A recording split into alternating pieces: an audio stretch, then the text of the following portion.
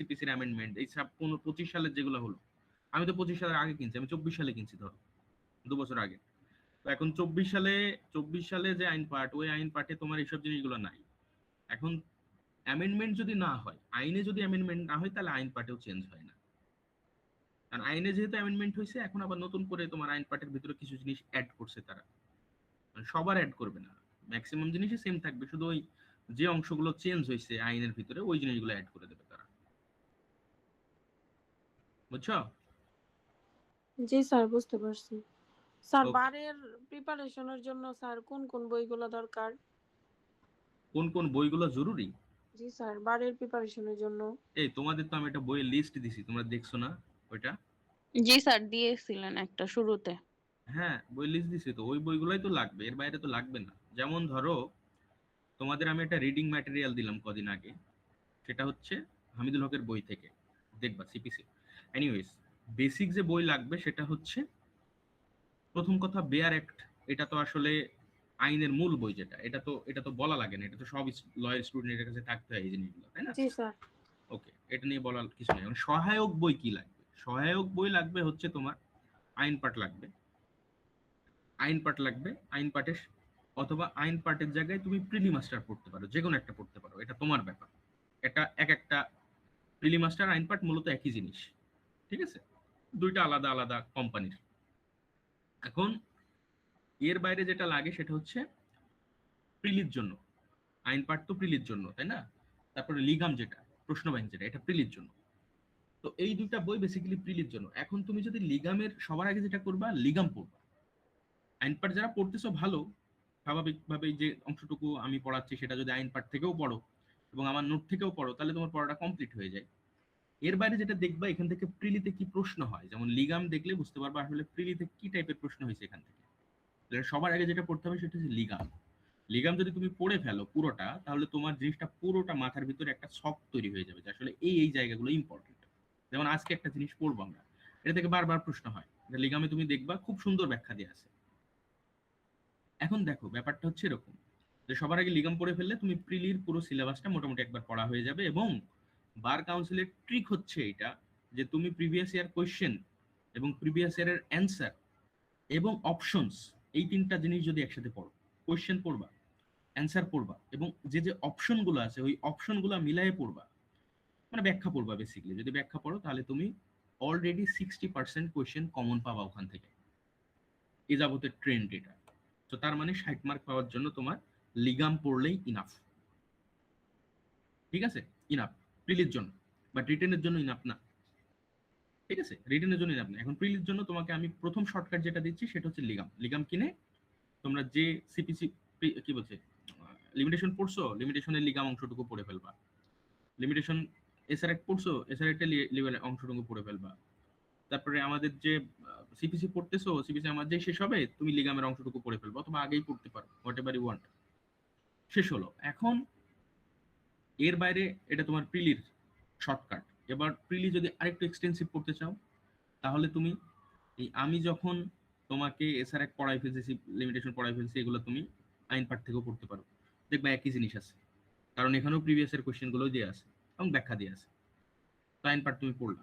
এরপরে যেটা করতে পারো সেটা হচ্ছে আইন পাঠে তো আবার টপিক ওয়াইজ আলোচনা আছে। যেমন আজকে আমি তোমাকে রিটেন স্টেটমেন্ট আলোচনা করব বা লিখিত জবাব আলোচনা করবো। এখন লিখিত জবাবে তোমার, আমাদের যে আইন পাঠ, ওখানে লিখিত জবাব নিয়ে ব্যাখ্যা আছে, আলোচনা আছে।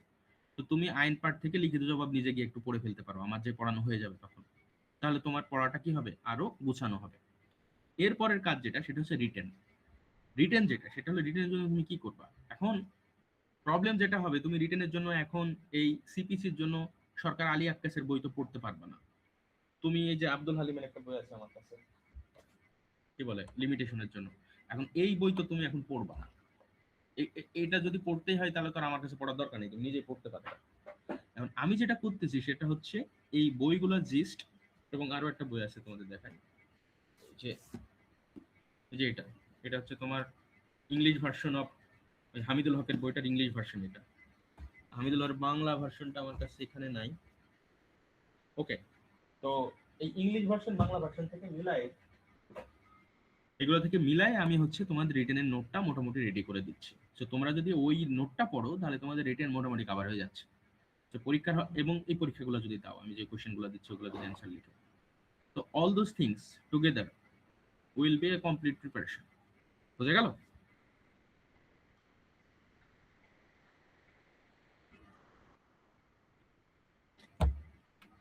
শোনেবার যা বুঝছো? জি স্যার, বুঝতে পারছি। ওকে, কোনো কোয়েশ্চেন আছে? স্যার আমার কাছে স্যার আপনার প্রত্যেকটা টপিকের বাংলা নোটগুলো অনেক ইম্পর্টেন্ট, কারণ আমি তো আগের মতো মানে ওইভাবে অ্যাক্টিভ হয়ে পড়তে পারতেছি না। কিন্তু আপনি যে বাংলা নোটগুলো দেন ওগুলা স্যার আমি একটু যখন একটু শরীরটা সুস্থ লাগে বসে বসে দেখি পড়ি। হ্যাঁ, ওগুলো পড়বা। ওগুলো পড়লে তোমার প্রিলি রিটেন দুইটাই হয়ে যাবে। ঠিক আছে? তবে প্রিলি শর্টকাট আমি বলে দিছি অলরেডি, যাতে বুদ্ধিমান যারা তারা কালকে গিয়েই তোমার চাই ইয়ে কিনবে, কি বলো এটাকে, লিগাম কিনে ফেলবে। লিগাম 10 তারিখে পাবলিশ হবে আর না? লিগামটা কিনবো, তাহলে আমার কাছে আইন পাঠটা আছে। হ্যাঁ, এক্সাম হচ্ছে 10 তারিখের পর হচ্ছে পাবলিক হবে নিউ 10 তারিখ, প্রিন্ট। হ্যাঁ 10 তারিখের পরে পাবলিশ হলে কিনে ফেলবা, দেখবা ওখান থেকে প্রিলিতে একদম হুবহু কোশ্চেন চলে আসছে। আচ্ছা স্যার, ওইটা কিনে নিবো। আর আইন পাঠটা আছে স্যার। ঠিক আছে, আইন পাঠ কিনতে হবে। ও হ্যাঁ, এখন মানে বই কিনতে গেলে অনেক বই কেনা যায়, যেমন হামিদুল হকের বইও তুমি চাইলে কিনতে পারো। বই কেনার দরকার নেই হামিদুল হকের বইটা, এই নোট থেকে পড়ো, দেখবা এমনি তোমরা পারবা। আর নিজেরা নোট তো করতেছো আমার ক্লাস, তাই না? আর কি লাগে। আচ্ছা, আজকে যেটা পড়বো সেটা হচ্ছে রিটেন স্টেটমেন্ট। রিটেন স্টেটমেন্ট মানে হচ্ছে লিখিত জবাব। লিখিত জবাব কারা দেবে বা কে দেবে? ডিফেন্ডেন্ট দেবে।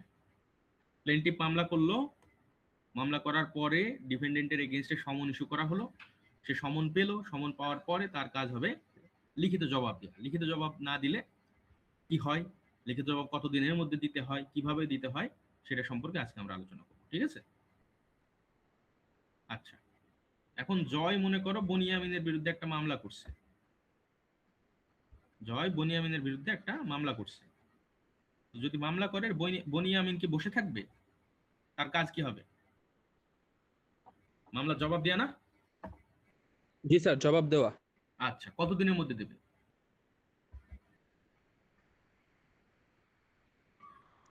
তো যত তাড়াতাড়ি সম্ভব সমন পাওয়ার। যত তাড়াতাড়ি সম্ভব। এখন সর্বোচ্চ কতদিন টাইম তাকে দেয়া যেতে পারে? 60 দিন মনে হয় স্যার। 30 দিন করে 60 দিন হয়। 30 ডেজ। স্যার 30 এখন working কত নম্বর অর্ডার পড়াচ্ছেন? অর্ডার 8, অর্ডার 8 পড়াচ্ছি। ঠিক আছে? কি পড়াচ্ছি? অর্ডার 8।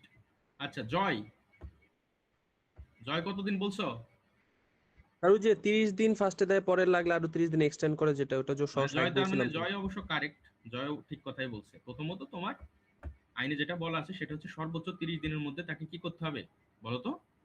সমন পাওয়ার 30 কার্য দিবসের মধ্যে সে সমনের জবাব দেবে বা প্লেন্টের জবাব দেবে।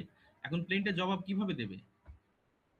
কারণ মানে কিভাবে দেবে বলো তো? রিটেন স্টেটমেন্টের মাধ্যমে। রিটেন স্টেটমেন্টের মাধ্যমে দেবে। এখন রিটেন স্টেটমেন্টের মধ্যে কি লিখবে, কি কি করতে হবে সেটা পরে দেখতেছি। এখন রিটেন স্টেটমেন্টটা কেন মানে কিভাবে লিখবে সে?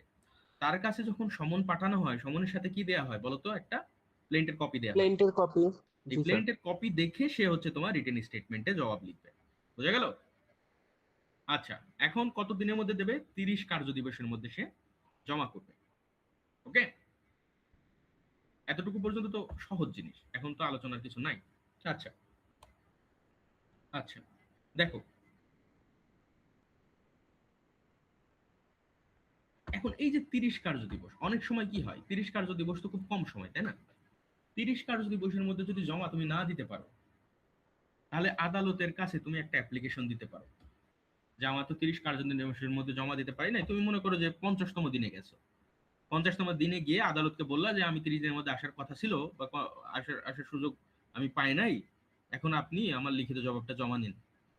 আদালত তোমাকে পারমিট করতে পারে, পারমিট করতে পারে। তো তার মানে ব্যাপার হচ্ছে যেটা দাঁড়াচ্ছে সেটা হচ্ছে 30 কার্য দিবসের মধ্যে যদি তুমি না দাও, তাহলে আরো 30 কার্য দিবসের মধ্যে যদি তুমি যাও, তখন আদালতকে যদি তুমি গ্রাউন্ড দেখাও যে আমি আসতে পারি নাই, কোনো একটা রিজনেবল কারণ ছিল, তখন আদালত তোমার আবেদনটা রিটেন স্টেটমেন্টটা নিতে পারে। সো রিটেন স্টেটমেন্ট জমা দেওয়ার স্যার সর্বোচ্চ, পরীক্ষায় যদি প্রশ্ন হয় সর্বোচ্চ কত দিনের মধ্যে জমা দিবেন, উত্তর হচ্ছে 60 দিন, 60 কার্যদিবস। বুঝছো? এটা কিন্তু 30 কার্যদিবস না। স্যার তাহলে প্রথম 30 দিনের মধ্যে না দিতে পারলে তারপরেই 30 দিনের মধ্যে দিবে, সেই পরের হ্যাঁ, 30 দিনেও না দিতে পারলে তখন অ্যাপ্লিকেশন করবে, মানে তাহলে টোটাল 60 দিন। টোটাল 60 দিন, সর্বোচ্চ 60 দিন হতে পারে, সর্বোচ্চ 60 দিন হতে পারে। এখন ব্যাপার হচ্ছে এরকম, এখানে আইনে যেটা বলা আছে সেটা হচ্ছে যে প্রথমত তোমাকে 30 কার্যদিবসের মধ্যেই জমা দিতে হবে। তুমি যদি 30 কার্যদিবসের মধ্যে জমা না দাও তাহলে আদালত তোমাকে আরো কিছুদিন সময় এক্সট্রা দিতে পারে, তবে এই যে এক্সট্রা সময় সেটা সব মিলে যেন 60 দিন পার না হয়, এটা হচ্ছে কথা। তো বেসিক্যালি সর্বোচ্চ সময় বেসিক্যালি 60 দিন, তো এতটুকু মনে রাখলে চলবে। 60 কার্যদিবসের মধ্যে তোমাকে জমা দিতে হবে। যদি 60 কার্যদিবসের মধ্যে তুমি জমা দিতে না পারো তাহলে কোর্ট যেটা করবে সেটা হচ্ছে এক্স পার্টি ডিসপোজাল করবে।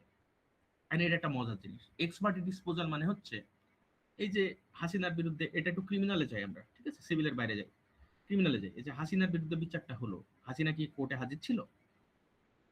না না স্যার। স্যার। ছিল না, তারপরেও তো তার এগেনস্টে বিচার হয়ে গেছে না? জি স্যার হয়েছে। হ্যাঁ, এটাকে বলে ট্রায়াল ইন অ্যাবসেন্সিয়া, মানে ক্রিমিনালে যেটা বলা হয়, মানে আসামির অনুপস্থিতিতে বিচার। ঠিক তেমনি মানে সিভিলেও স্যার এটা হতে পারে। এটা কি হচ্ছে যে একতরফা বিচার হবে এরকম কিছু একটা? একতরফা বিচার হবে মানে তোমার তোমার পক্ষ থেকে, এমন না যে তোমার পক্ষ থেকে কাউন্সিল বা ডিফেন্স লয়ার দেয়া হবে না, ইটস নট লাইক দ্যাট। হাসিনার পক্ষেও কিন্তু লয়ার ছিল, বুঝছো, তার পক্ষেও কিন্তু লয়ার ছিল। এনিওয়েজ, এখন প্রশ্ন যেটা উঠতেছে সেটা হচ্ছে সিভিলে কি হয়। সিভিলে হচ্ছে, দেখো, সিভিলে তো ডকুমেন্টের উপরে বেস করে নরমালি বিচার হয়, তাই না? সিভিলে কি প্রথমত তো ডকুমেন্ট দেখতে হয়। তো এখানে জয় মামলা করছে বনিয়ামিনের এগেনস্টে, জয় হাজির হয়েছে, বনিয়ামিন 60 দিনের মধ্যে হাজির হয় নাই। এখন জয় যখন মামলাটা করলো তখন প্লেইন্টের সাথে তার তো যত ডকুমেন্টস আছে তার কাছে ওইগুলো জমা দিছে না? দিছে কি দেয় নাই? দেয়া লাগবে না? জি দেয়া লাগবে। জি হ্যাঁ, তো দেয়া লাগবে। এখন আদালত এই জয়ের যে ডকুমেন্টস এইগুলো দেখে যদি আদালতের কাছে মনে হয় যে এই জিনিসগুলো আসলে সাফিসিয়েন্ট জয়কে রায়টা দেওয়ার জন্য, তাহলে তোমার এক্সপার্টি মানে হচ্ছে অপর পক্ষের অনুপস্থিতি তোমার কি করতে পারে, বিচার করতে পারে। এখন বিচার করা মানে এই না যে জয়ের পক্ষে রায়টা দেবে, এমনও হতে পারে জয়ের বিরুদ্ধে দেবে, কারণ জয়ের যে এভিডেন্স গুলা ওগুলো সাফিসিয়েন্ট না। তাহলে কি হবে, মামলা বাতিল হয়ে যাবে, অ্যাকুইটাল হয়ে তোমার হচ্ছে কি বলে, জয়কে বলবে যে আপনি পাবেন না, রেমেডি পাবেন না। বুঝা গেল? তো এইখানে যেটা হবে সেটা হচ্ছে অপর পক্ষ থেকে যে কন্টেস্ট, ওই কন্টেস্টটা থাকবে না, বাট ডকুমেন্টস যেগুলো ওগুলো অবশ্যই থরলি চেক করতে হবে। কোন পক্ষের ডকুমেন্ট, যেহেতু এক পক্ষ জমা দিয়েছে ওই এক পক্ষের ডকুমেন্টটাকেই থরলি চেক করতে হবে। চেক করার পরে যদি আদালতের কাছে মনে হয় যে হ্যাঁ is competent to get it, তাকে রেমেডি দেবে। যদি মনে হয় জয়কে দেওয়া উচিত না, জয়কে দেবে না। বিষয়টা এমন না যে যেহেতু বনিয়ামিন জমা দেয় না ডকুমেন্ট বা রিটেন স্টেটমেন্ট সেহেতু ওকে ওর বিরুদ্ধে ওর বিরুদ্ধেই রায় যাবে, ইটস নট লাইক দ্যাট। বুঝা গেল?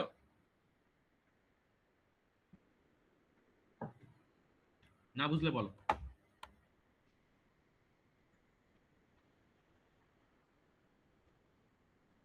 না বুঝলে বলো যে স্যার বুঝি নাই বা বুঝছি, কিছু একটা বলো। স্যার আরেকবার একটু বলেন। আচ্ছা, জিনিসটা হচ্ছে এরকম যে যখন তোমার বিরুদ্ধে সমন আসবে তোমার বাড়িতে, তোমার কাজ হবে যত দ্রুত সম্ভব সমনের জবাব দেয়া বা লিখিত জবাব দেয়া। লিখিত জবাবে এখন কতদিন টাইম তুমি পাবা? আইন যেটা বললো সেটা হলো 30 কার্যদিবসের মধ্যে নরমালি তুমি দিবা। আর যদি 30 কার্যদিবসের মধ্যে না দিতে পারো তাহলে আদালত সর্বোচ্চ তোমাকে 60 দিন টাইম দিতে পারে জমা দেওয়ার জন্য। তবে হ্যাঁ, তোমাকে আদালতের কাছে এটা দেখাইতে হবে যে তোমার রিজনেবল কারণ ছিল, তুমি এই জন্য আসতে পারো না। এখন সর্বোচ্চ 60 দিনের মধ্যেও তুমি যাও নাই, মনে করো তোমার কাছে সমন আসছে 1 বছর আগে বা 6 মাস আগে বা 4 মাস আগে বা 2 মাস আগে, এই 5 মাস আগে বা 3 মাস আগে, পার হয়ে গেছে টাইম। তোমার কাছে যদি সমন এসে বসে থাকে, তুমি আদালতে না যাও, তাহলে আদালত কি বসে থাকবে তোমার জন্য সারা জীবন? বসে থাকবে না। আদালত কি করবে? আদালত এই যে যেহেতু তোমার বিরুদ্ধে একটা মামলা ফাইল হয়েছে, এখন যে মামলা যখন ফাইল করা হয়েছে তখন তো মামলার সাথে সাথে সমস্ত ডকুমেন্ট জমা দেওয়া হয়েছে, আদালত তখন ওই ডকুমেন্টগুলো চেক করবে। আই মিন প্লেনটিভ বা আমাদের বাদীর যে ডকুমেন্ট ওইগুলো চেক করবে, বা বাদীর সমস্ত এভিডেন্স চেক করবে। চেক করার পরে যদি মনে হয় যে বাদী এখানে তোমার রাইট, তাহলে বাদীর পক্ষে রায় দেবে।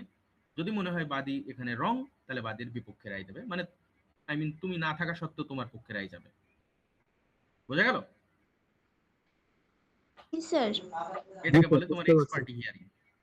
বুঝি নাই জয়? বুঝতে পারছি স্যার।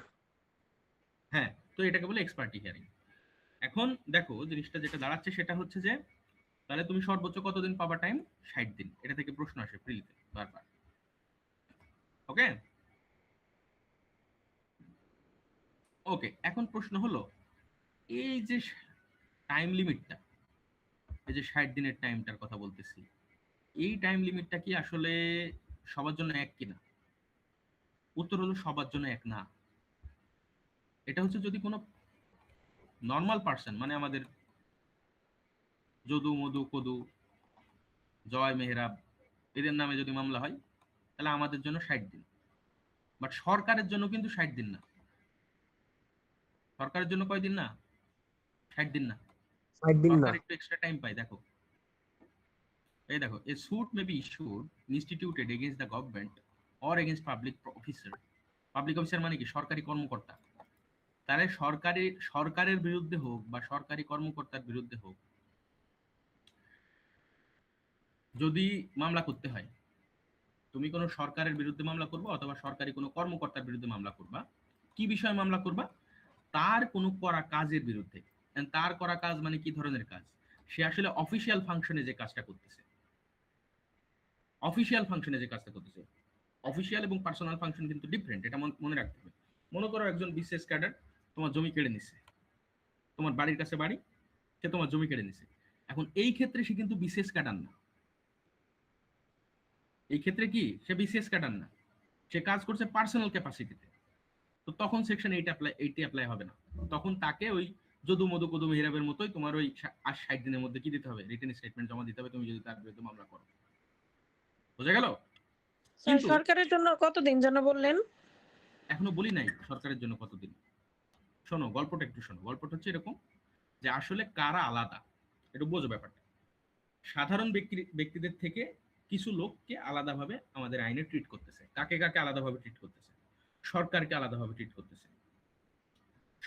সরকার মনে করো কোনো মিনিস্ট্রি অথবা সরকারি কোনো অফিসার অথবা সরকারি কোনো কর্মকর্তা, এদেরকে আলাদাভাবে ট্রিট করতেছে যদি তারা কাজটা করে সরকারি ক্যাপাসিটিতে বা তার অফিসিয়াল ক্যাপাসিটিতে। কিন্তু সে যদি তার পার্সোনাল ক্যাপাসিটিতে কোনো কাজ করে, তখন তাকে আর কি আলাদাভাবে ট্রিট করার দরকার নেই। একটা উদাহরণ হচ্ছে, মনে করো তোমার বাড়ির পাশে কোনো একজন ম্যাজিস্ট্রেট আছে, এসি ল্যান্ড আছে, সে তোমার জমিটা দখল করে রাখছে তার পার্সোনাল ক্যাপাসিটিতে, মানে সে জোর করে দখল করে রাখছে, সে কিন্তু কোনো সরকারি দায়িত্ব থেকে দখলটা করে নাই। তখন তুমি তার বিরুদ্ধে যদি মামলা করো, তাহলে তাকে একজন সাধারণ ব্যক্তি হিসেবে আদালতে হাজির হতে হবে।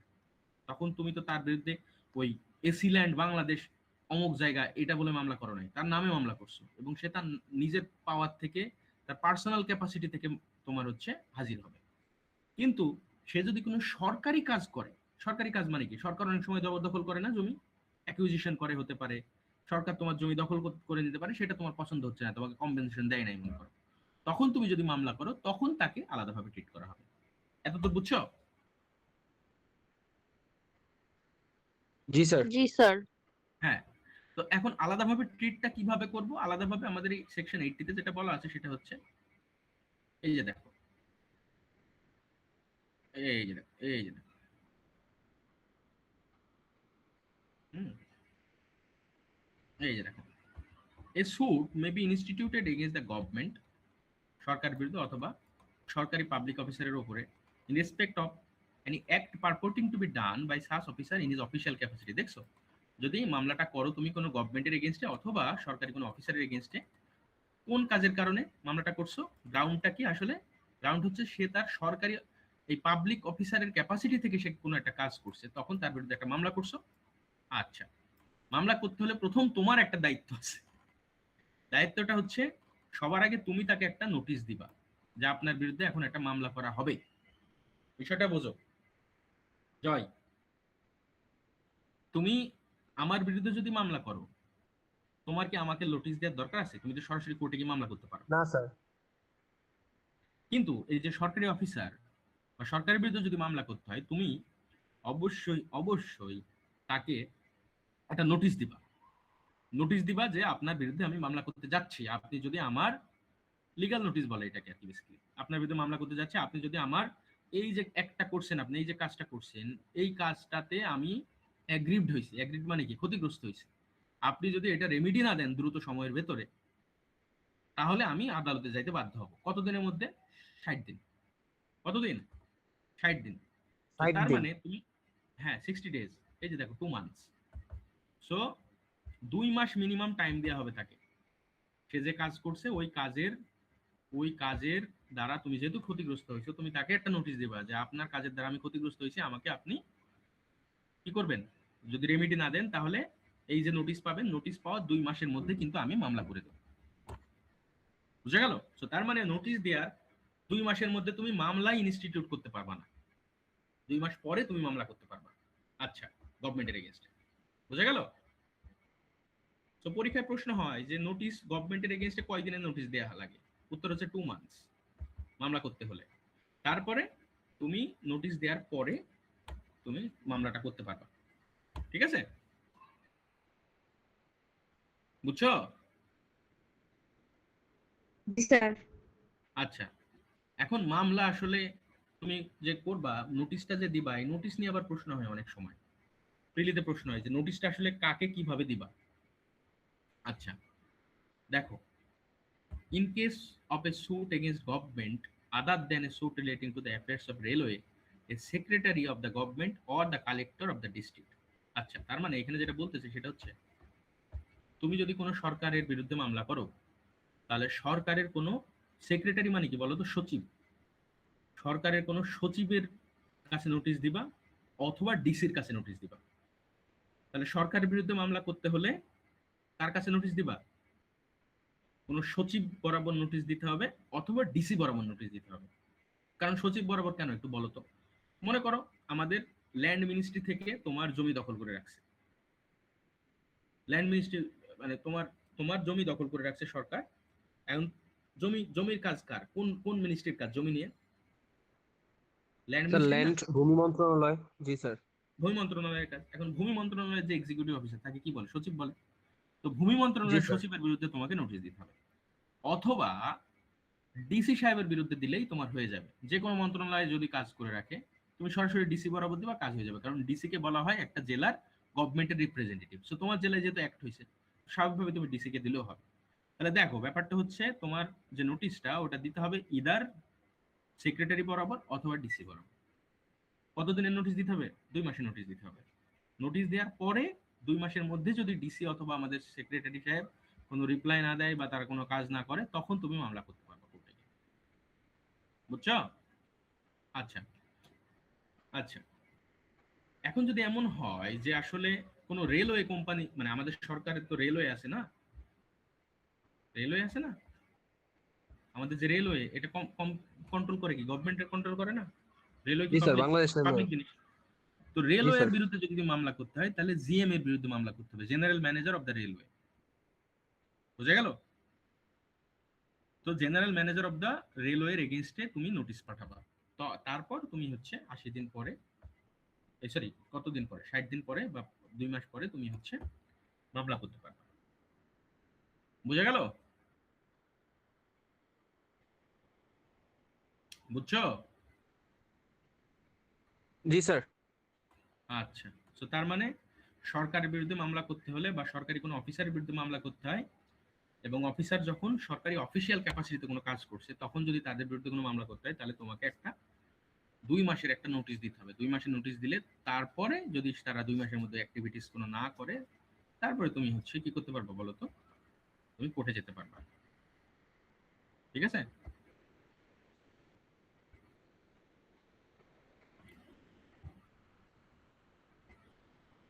আচ্ছা, এই অংশটুকু দেখো, provided that in a suit instituted without such notice the court shall allow not less than 3 months to the government to submit its written statement. ব্যাপারটা একটু বলছো এবার। এখন তুমি মনে করো নোটিশ দাও নাই সরকারের বিরুদ্ধে, নোটিশ দাও নাই, নোটিশ না দিয়ে সরাসরি গিয়ে মামলা করছো, তখন আদালত একটা কাজ করবে। আদালত যেটা করবে সেটা হচ্ছে, আমরা দেখলাম কত দিনের মধ্যে তোমার ইয়ে দিতে হয়, 60 দিন, 2 60 মাসের দিনের একটা মধ্যে নোটিশ দেওয়া লাগে। সর্বোচ্চ রিটেন কি বলে 2 মাসের তোমাকে নোটিশ দেওয়া লাগে। 2 মাস পরে নোটিশ দিয়ে তারপর তুমি মামলা করো, তাই না? তারপর তো মামলা করো। আচ্ছা, মামলা করার পরে তারপরে অপর পক্ষের কাজ হবে তোমাকে রিটেন স্টেটমেন্ট সাবমিট করা। এখন যদি তুমি এই প্রসেসে আগাও, লিগ্যাল প্রসেসে আগাও, যে নোটিশ দিছো, নোটিশ দেওয়ার পরেও তোমাকে কোনো রেমেডি আসে নাই, তুমি মামলা করছো, তারপরে এখন সে রিটেন স্টেটমেন্ট সাবমিট করবে, তখন আসলে তাকে ওই 30 কার্য দিবসের মধ্যে রিটেন স্টেটমেন্ট দেওয়া লাগবে। যদি না হয় সর্বোচ্চ আদালত 60 দিন পর্যন্ত তাকে টাইম দিতে পারে, যেটা নর্মাল প্রসেস। কিন্তু যদি এমন হয় তুমি নোটিশ না দিয়েই মামলা করছো, তখন আদালত যেটা করবে সেটা হলো সরকারকে অ্যাটলিস্ট 3 মাস টাইম দেবে, অ্যাটলিস্ট 3 মাস টাইম দেবে রিটেন স্টেটমেন্ট সাবমিট করার জন্য। এখন অ্যাটলিস্ট 3 মাস মানে এমন যে সরকার 3 মাস তো পাবেই। যদি আমাদের কোর্টের মনে হয় যে এখানে 3 মাসের থেকেও বেশি সময় দেওয়া উচিত, মনে করো 6 মাস দেওয়া উচিত, তাহলে 6 মাসও দিতে পারে। তাহলে আবার একটু রিক্যাপ করি। প্রথম কথা, যদি একজন সাধারণ ব্যক্তির বিরুদ্ধে তুমি মামলা করো, তাহলে তাকে 30 কার্য দিবসের মধ্যে রিটেন স্টেটমেন্ট সাবমিট করতে হবে। সরকার 30 কার্য দিবসের মধ্যে সাবমিট যদি না করতে পারে, আমাদের কোর্ট তাকে আরো 30 দিন পর্যন্ত বা 30 কার্য দিবস পর্যন্ত টাইম দিতে পারে। সো সর্বোচ্চ 60 দিন বেসিক্যালি সে টাইম পাচ্ছে। এটা গেল সাধারণ ব্যক্তিদের বিষয়। এবার তুমি মামলা করবা সরকার বা সরকারি কর্মকর্তার বিরুদ্ধে। সরকার বা সরকারি কর্মকর্তার বিরুদ্ধে যদি তুমি মামলা করো, তাহলে তোমাকে প্রথমত 2 মাসের একটা নোটিশ দিয়ে তারপরে কোর্টে গিয়ে মামলা করতে হবে। এখন নোটিশটা কাকে দিবা? নোটিশ ইদার ডিস্ট্রিক্ট ম্যাজিস্ট্রেট বা আমাদের ডিসি সাহেব বরাবর দিবা, অথবা সেক্রেটারি অফ দ্য গভর্নমেন্ট বরাবর দিবা। আর যদি রেলওয়ে বিষয় হয়, তাহলে রেলওয়ে জেনারেল ম্যানেজার বরাবর দিবা। তো 2 মাসের নোটিশ পার হওয়ার পরে তুমি কোর্টে গিয়ে মামলা সাবমিট করতে পারবে। ওকে, আচ্ছা। এখন মনে করো তুমি যদি নোটিশ না দিয়ে কোর্টে মামলা করে ফেলো, তাহলে আমাদের আদালত সরকারকে মিনিমাম 3 মাস টাইম দেবে রিটেন স্টেটমেন্ট সাবমিট করার জন্য। যদি 3 মাস সাফিসিয়েন্ট না হয়, আমাদের কোর্ট তাকে 3 মাসের থেকে অধিক সময়ও দিতে পারে। বুঝছো? কোন কনফিউশন আছে? না স্যার, বুঝতে পারছি। ওকে, বাকিটা বুঝছো? জি স্যার। ওকে, আচ্ছা। তারপরে জিনিসগুলো দেখো, এই যে দেখো, এবার আমরা একটু এখানে আসি। তুমি রিটেন স্টেটমেন্টের সাথে কি কি ডকুমেন্ট দিবা, এই জিনিসগুলো কিন্তু আমরা পড়ে ফেলছি অলরেডি।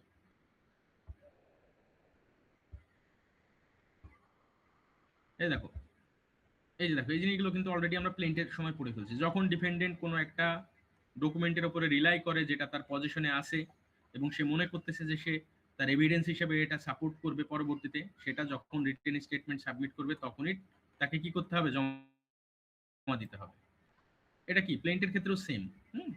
তারপরে আমাদের কোর্ট যদি মনে করে যে এই যে ডকুমেন্টগুলো, এগুলোর ফটোকপি বা ট্রু কপি নিয়ে অ্যাটেস্ট করায় ডিপেন্ডেন্টকে ফেরত দেবে মূল কপিটা, আদালত এটা করতে পারে। তারপরে এমন কোন ডকুমেন্টের উপরে যদি ডিপেন্ডেন্ট রিলাই করে যেটা তার পজিশনে বা পাওয়ারে নাই, তখন আমাদের সে একটা লিস্ট করে দেবে যে আসলে এইগুলা জিনিসগুলো আমার পাওয়ারে বা পজিশনে নাই। তবে তার সাথে এটাও তাকে বলে দিতে হবে যে আসলে কার কাছ থেকে পাওয়া যেতে পারে। এমন কোনো ব্যক্তির কাছে যদি থাকে, তার নামটাকেও কি করে দিতে হবে, এখানে উল্লেখ করে দিতে হবে। এই জিনিসগুলো আমরা যখন প্লেন করছি তখনও কিন্তু এই জিনিসগুলোই ছিল, তাই না? জি স্যার। আচ্ছা, এরপরে দেখো, যদি তুমি হচ্ছে ডকুমেন্টটা ওইভাবে সাবমিট না করো, জিনিসটা দেখো, যদি তুমি সাবমিট না করো তাহলে কি হবে বলো তো?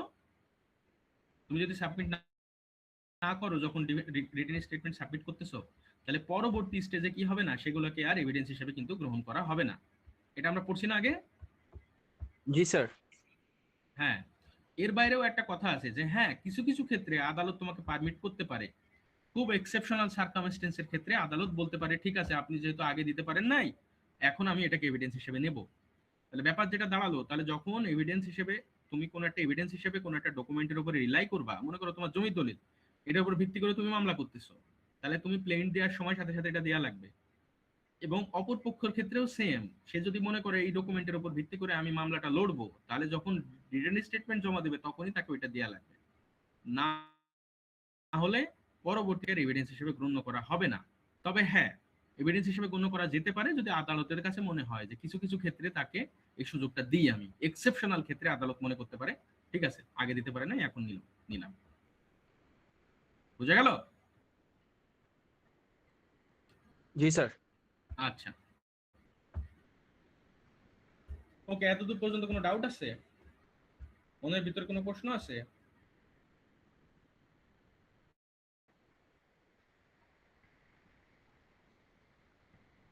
হ্যালো?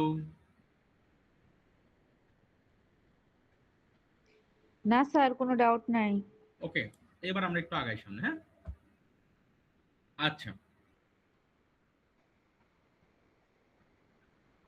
স্যার, অর্ডার 6 এর সাথে সেকশন 80 এটা কি মিল করে পড়তে হবে? হ্যাঁ, মিল করে পড়তে হবে, মিল করে পড়তে হবে। আচ্ছা, এবার দেখো, তুমি যখন প্লেন্টের কপিটা পাইছো, রিটেন স্টেটমেন্ট এবার তুমি লিখবা।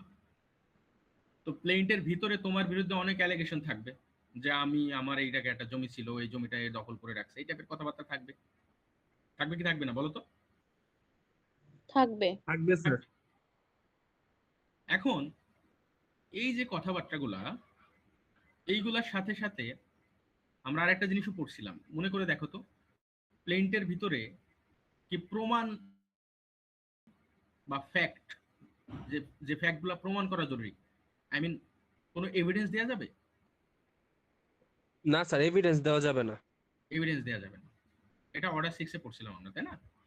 অর্ডার 6 এ পড়ছিলাম। আজকে কিন্তু অর্ডার 8 পড়তেছি, এটা মনে রাখো, তোমরা আবার অর্ডার 6 ভাইবো না। অর্ডার 6 এ পড়তেছিলাম যে যখন তুমি একটা প্লিডিং লিখবা, প্লিডিং হতে পারে সেটা প্লেন্ট অথবা রিটেন স্টেটমেন্ট, যখন লিখবা তখন তুমি সেটাতে শুধুমাত্র ফ্যাক্ট লিখবা, যে ফ্যাক্টগুলা কনসাইসলি লিখতে হবে। কিভাবে? কনসাইসলি, সংক্ষিপ্তভাবে ফ্যাক্টের বর্ণনা থাকবে, কিন্তু তুমি সেখানে এভিডেন্স লিখবা না বা এভিডেন্স দিবা না। ঠিক তেমনি রিটেন স্টেটমেন্টের ক্ষেত্রেও সেম জিনিস, যখন তুমি রিটেন স্টেটমেন্ট দিবা তখন তুমি তো খালি ফ্যাক্টের বর্ণনা করবা। কোন ফ্যাক্টের বর্ণনা করবা বলো তো? অলরেডি প্লেন্টের ভিতরে যে ফ্যাক্টগুলো আছে ওই ফ্যাক্টগুলো তুমি কি করতে পারো? ডিনাই করতে পারো। কি করতে পারো? নাকচ করতে পারবো। নাকচ করবা। এখন নাকচ করা মানে কি এমন যে আমি আপনার কথা মানি না, এই কথা বললে হবে? না স্যার। না স্যার। বললে হবে না, তোমাকে স্পেসিফিক ভাবে ডিনাই করতে হবে। স্পেসিফিক ভাবে ডিনাই মানে হচ্ছে ও যে কথাটা বলছে ওইটাকে তুমি নিজে লিখবা যে অমুক তারিখে এত এই ঘটনাটার বর্ণনা দিছে, সে এই ঘটনাটা যে এটা কথা বলছে আমি এই কথাটা ডিনাই করি, আমি এটার সাথে একমত না। এটা লেখার পরে আরো তোমার যদি কোনো কথা থাকে সেটাকেও তোমাকে বলতে হবে সাথে। এর মানে এই না যে আমি আপনার কথা মানি না, এরকম করে বললে হবে না। তো স্পেসিফিক ভাবে প্রতিটা পয়েন্ট ধরে ধরে ধরে ধরে ডিনাই করতে হবে তোমাকে। বুঝা গেল?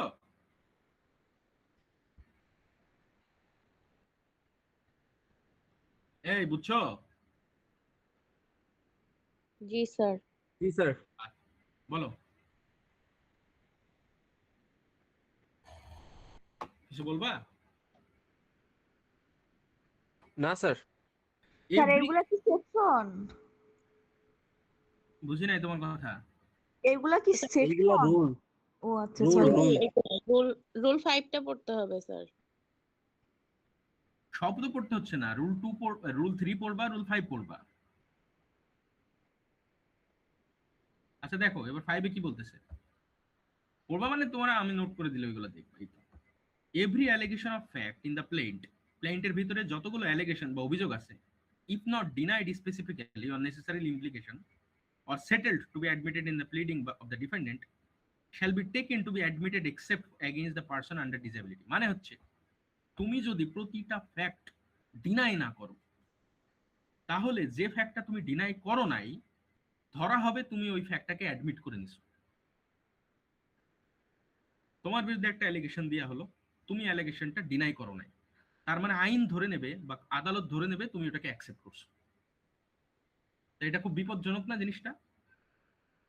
জি স্যার, খুবই সবকিছু বিপজ্জনক। ডিনাই করা উচিত। সবকিছু ডিনাই করতে হবে। তো ডিনাই করার পর এখন প্রশ্ন হচ্ছে তুমি যদি ডিজেবল পারসন হও, ডিজেবল পারসন তো বোঝো, লিগাল ডিজেবিলিটি, মনে করো ইনসেন ব্যক্তি তার বিরুদ্ধে মামলা করছে, ফিজিক্যালি ইনক্যাপেবল, এইসব ব্যক্তির বিরুদ্ধে যদি আবার মামলা করে সে যদি আবার ডিনাই না করে তাহলে আবার প্রবলেম নাই। তাহলে তুমি যদি সুস্থ মস্তিষ্কের মানুষ হও তাহলে তোমার বিরুদ্ধে যে অ্যালিগেশন এইগুলা প্রতিটা স্পেসিফিক ভাবে ডিনাই করা লাগবে তোমাকে। ঠিক আছে,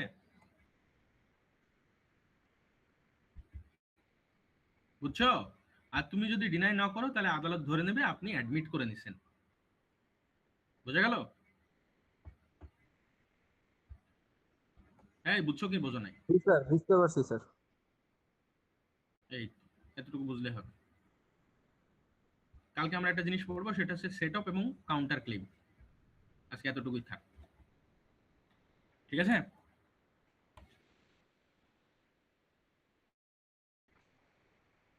অর্ডার এইটাই থাকবো, কালকে আমরা ওকে স্যার। সেট আপ এবং কাউন্টার ক্লেম করবো। ওকে, তো আজকে এখানেই। তোমরা ভালো থাকো, সুস্থ থাকো।